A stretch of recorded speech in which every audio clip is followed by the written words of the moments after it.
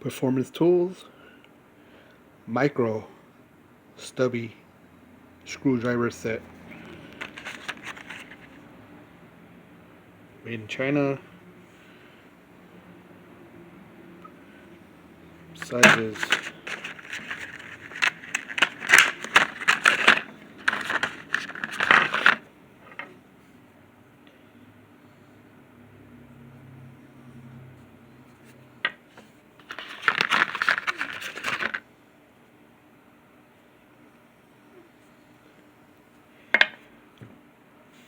I bought these at Farm and Fleet, and I think they were like $3. I also expected the bits to actually come out. I guess I could pull it out and just use whatever bits I have, but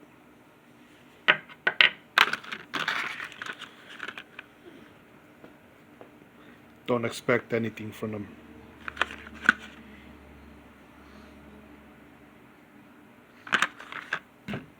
There you go.